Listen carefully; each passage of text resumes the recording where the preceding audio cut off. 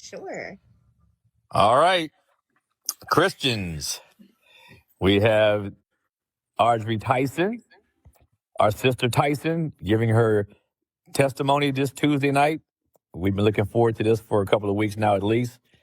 And I will turn it over to our sister Tyson to start telling us about her experience coming to Christ and how it all came about. So, Tyson, you got the floor, sister. Yes. First, I want to say thank you for having me and thank you all for being here, even caring to hear my testimony. It's such a joy to fellowship with you guys. And I hope that my testimony can absolutely bring glory to God. So I will start.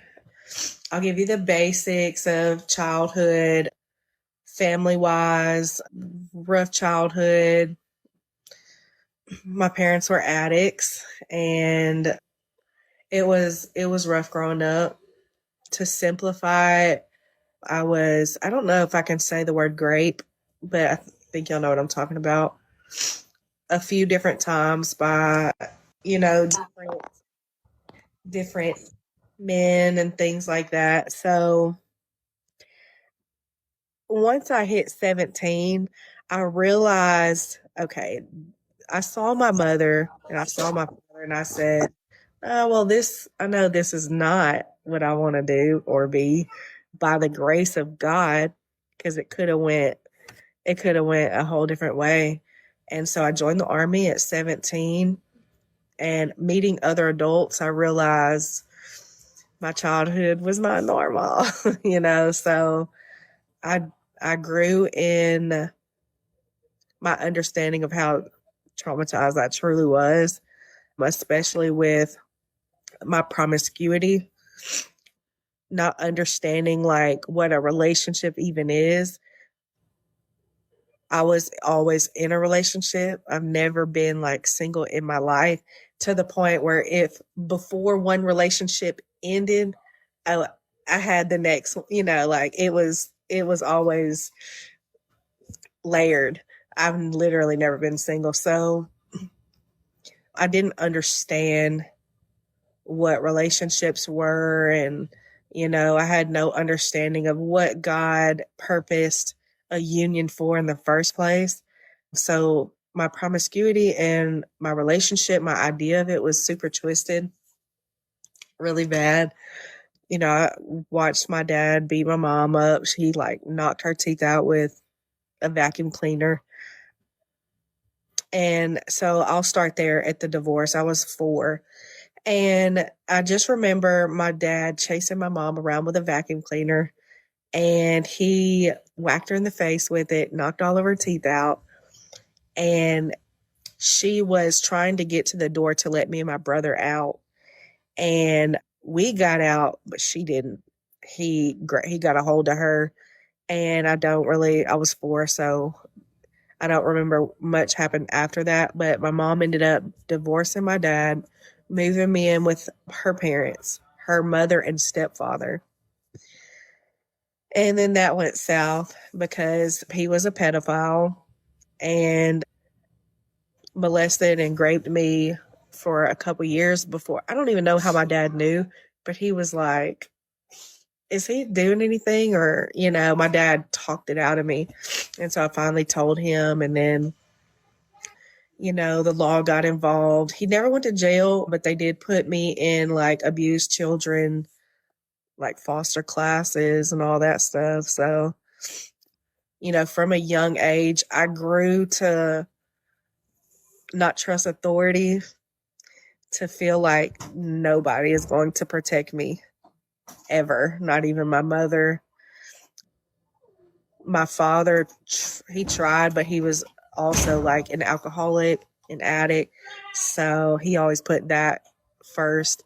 So I never really had a sense of I could trust anyone, especially my parents. So I grew up, in school. Teachers always talked about my potential, but they would also always talk about my hard head and how I don't listen. And so in high school, I ended up dating the neighborhood dealer, I guess is what he was. I don't know. But he was 26. I was 14. My mother moved him into our home. This man went to my prom with me. I don't know. When I think back about this, I'm like, how did that even happen? We were together 4 years.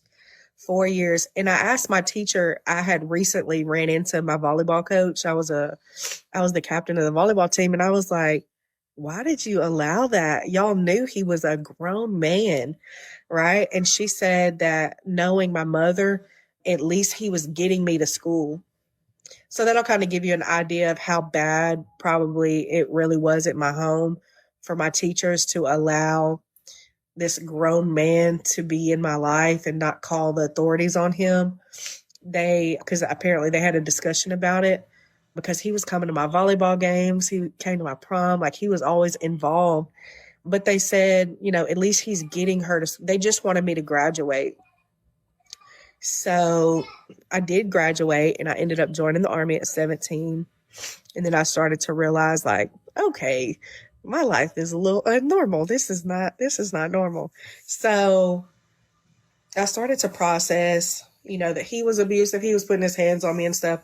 So when I got back, I broke up with him and moved to Memphis with one of my sergeants.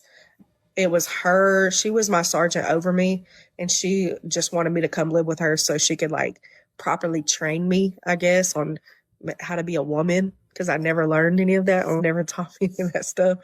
And she was like, just come live with me. I was 17 when I joined, so I was 18 when I moved in with her. And she taught me a lot that I was unaware of. So, I ended up moving back into my regular town. I was going to be a police officer because I didn't want I never got into drugs. By the grace of God, I'm telling you, it was all by the grace of God. I never got involved in any of that stuff. I was really more focused on proving my worth to my mother, I think, and my father.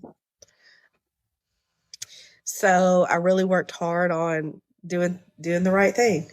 And so got involved with the police force. I was on the police force for 4 years and absolutely loved it. It was very stressful.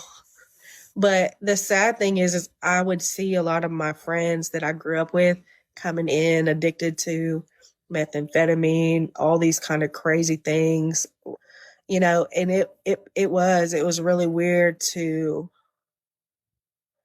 just sit back and realize, like, that they didn't make it out. And so I always wondered, I had questions about that, why did I make it out? And another reason why God's sovereignty is comforting to me, because it had nothing to do with me, and it doesn't mean that I'm special, but just the mercy and grace of Christ over someone's life. And I've always been thankful of that. So fast forward, I got married at 23. I got married to my first husband. And so I thought I was doing it big, I was working at the sheriff's department. I had everything I needed. Like, I had cars and, house, whatever. I got married and I didn't even have my first child. What was that? I didn't even have my first child until I got married. So that was at 26. My son's right here. He was born when I was 26. So my first marriage, it lasted about 4 years. And this is the part that drove me to the feet of Christ. So this is like my favorite part of my testimony. So I was working at the sheriff's department. I was married, and my dad, I moved across the street from my dad so I could take care of my dad. I moved my mom right beside me so I could take care of her, because they were like my parents were like my children. I had to keep them out of trouble because they were hippie heathens, right? So, so they were divorced, but I at least got us in a little. We all had our own houses, but we were in like this little triangle, right? So a tragedy struck where it was my bonus son. He was 6 years old. He was in the car with his mother. His mother was fleeing a domestic violence situation. She smacked into an 18-wheeler and it killed my first husband's son. And it was extremely traumatic. We had to go up to Memphis and view the body, and it was daunting. My son was 3 months old when this all happened. So that's what started the trickle of like one thing after another, and like just everything falling apart. So when we lost Tristan, my husband like lost it. And I completely understand. Like, you can't imagine something like that. Like, this is a 6-year-old child. It was rough, right? So he got into drugs and drinking real bad and putting his hands, fighting me all the time and stuff. So at some point I had to step away and protect my son, who was between 3 months to a year, right? There was a lot of abuse going on, and I just didn't want him involved with it. I saw that my first husband was really letting everything go, and offering therapy, and he didn't want none of that. So just to protect my son, I went ahead and stepped away from that relationship. And then a few days later, my dad across the street, I hadn't heard from him in a couple days. And so I go to harass him, right? I'm going to peck on his windows and doors. And I'm working at the sheriff department. So I call him and I'm like, can I break in? Like, am I going to get in trouble if I break in here? And they're like, yeah, like, we'll come do it professionally. So they come, and I thought he was hibernating, like on sleeping pills or something.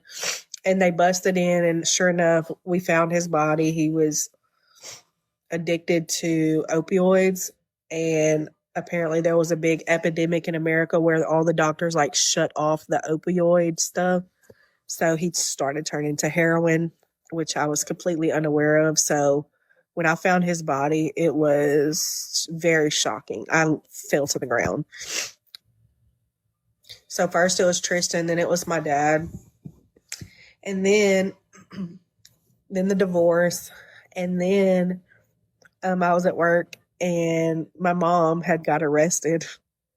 Bless her soul. She was a klepto. She liked to just steal random things, and I guess, I don't know, they brought her in for theft. And so she was a diabetic though. So that put me in a really sticky spot. Like, I'm like at work and my mom's like in the cell, like down the hallway.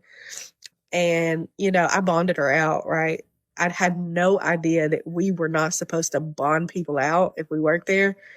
And so my captain came up to me. I had worked there 4 years. My captain came up to me. He said, did you bond your mom out? And I was like, yeah. I didn't know. And he was like, oh, we have to terminate you. And I was like, oh, like, oops, And I was like, where in the policy does it say that? Because that sounded a little weird. And it wasn't in the policy. So I just took it that God knew what he was doing and he was getting me out of there for whatever reason. So I didn't argue. I just was like, okay, bye. But that was heartbreaking because I was good at that career. I was really good as an officer. I was good at my job and I loved it. So it was heartbreaking because I planned on like making a huge career out of that. So I had my bonus son who passed away, my divorce, my father finding him, my career's gone. Like, I literally lost everything. And it was a very trying time. I had my 1-year-old son at the time. And so it was like just a whole new pick up everything and start over. So I ended up finding this girl. And this is very important because spiritual new age is extremely dangerous, and I'll tell you why. It sounded so good at first, right? Because you think of witchcraft, you see it on TV, and it looks all evil. but that's not how the devil presented it to me. He presented it to me very, very good in nature, very loving and peaceful in nature, right? And it was a snare from the pit of hell that snared me. I was so broken after all of these things that had happened to me. I went on a Joel Osteen, Stephen Furtick, self-help run me show, right? And so for 3 years, I was reading all these self-help books and how to heal from all these, from my childhood rapes and from this and from that and everything, like everything that had happened. And so I'm dabbling in witchcraft, basically. It was self-help. That's the word that was, it's presented as to make it sound better. But, it's doing like, just trying to figure out how to heal yourself. And it sounds innocent, but it's not. And it will take you down a road that ends up in a very, very dark, dead end. And there's no ending, right? I had an experience where I had a whole sister circle, kind of like how I fellowship with you guys. I had a whole sister circle, and we were all like praying to trees or whatever for peace and love and light. It's like, what are we doing? Anyway, so I had a very weird experience where a confusion came over me. I was on the phone with them, and this weird confusion came over me. And I'm going to tell you what it felt like. It felt like a very, very small snippet of being what separation from God feels like. To me, it was the worst thing I've ever experienced in my life. But I know that it's only a piece of what hell will be, separation from God. And so I was on my face crying in tears. Like, it felt like I was losing my mind, I guess is what the best way you could say. So I called my sisters and I'm like, what do I do? They're like, pour salt around you. So I'm pouring salt. I don't know. I'm just pouring salt. It didn't work. You know what did work? I don't know why, but by the grace of God, of course, I ran and found a Bible in my attic. I didn't even have a Bible out. I went searching. I knew there had to have been one in the attic. So I found this big family Bible, and I threw that sucker open and I called on the name of Jesus. And I said, if you're real, God, please save me. And that feeling immediately left me, and it's never been back. And I've been shouting the name of Jesus ever since, slowly but surely. I first dabbled in the prosperity church because it was so familiar to the witchcraft, right? This is why I think prosperity churches are so dangerous. I went straight for the prosperity church because it literally reminded me of the witchcraft. I was like, oh, well, if you believe good enough, God will give you this and that. If you tithe this, God will give you. It's all on your works. Same thing as witchcraft. Same thing as everybody else that trusts in their own works, right? And so that's the same thing the prosperity churches are doing. So I stayed there for a little while, never learned the gospel. It wasn't until I ran across R.C. Sproul, Paul Washer. I ran across those guys from a video, American Gospel. Y'all probably remembered it was a few years back. And I started to actually read for myself, like study and read. And I had read John 15, where Jesus rebuked the woman that was coming to ask her for bread. This little lady, after he feeds the 5,000, this little lady, she's asking him for bread.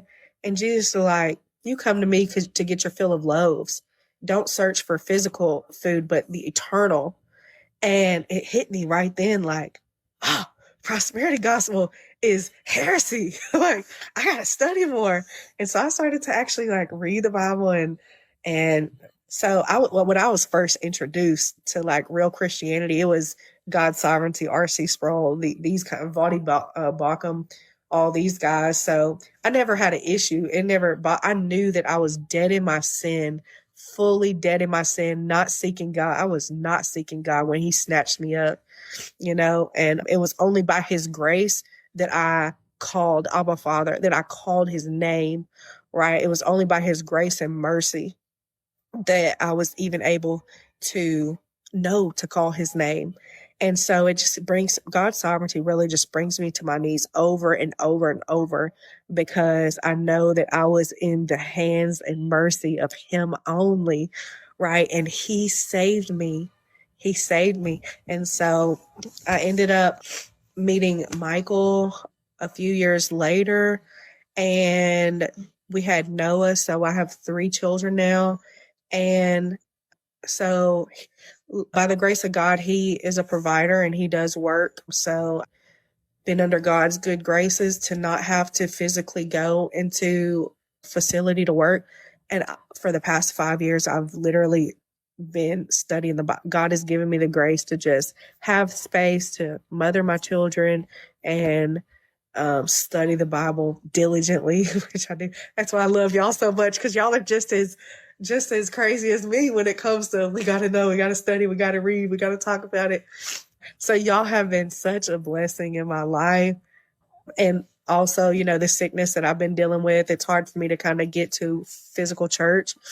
So y'all have legit become my real family, my real church. And I love all of you. And God is good to wake up anyone. And so I'm blessed to know that the miracle, right? The miracle is eternal life through the righteousness of Christ. The miracle is when he wakes up a dead person, right? The miracle is not cars, clothes, this and that. It's when he wakes up the dead. Like, he really does that. And so it's just encouraging to hear you guys witnessing to people, sharing y'all's testimony, sharing the gospel. And even on Dizzy's Live, we've been seeing a lot of people coming in and ask questions and actually grasp God's sovereignty, like ask questions. As many heretics as we get, of course. But there are those moments where God grants us, right, the ability to see people coming, his sheep being called, and they're actually coming forth. And we get to witness the miracle of that. And it's an honor to just get to witness with all of you guys. And I think that's about it. What? I'm ready for the sequel already. Let me ask you a question. Sister, you talked about, you made a comparison between the prosperity church and witchcraft. Now, I know you said it has a lot to do with works, but help me understand the similarities from your perspective, how you saw it. What were the real similarities? Yeah, so the prosperity gospel preach about health, wealth, and financial gain. That is the goal.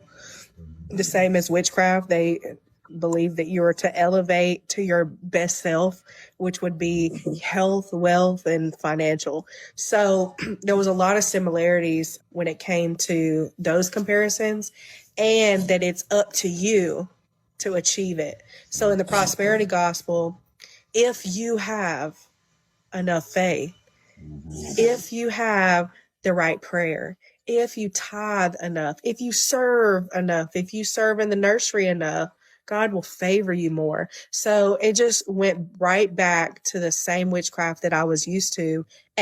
I'm responsible for fixing all of this, and in the witchcraft, when I got to the top of the top, I realized that I couldn't do it.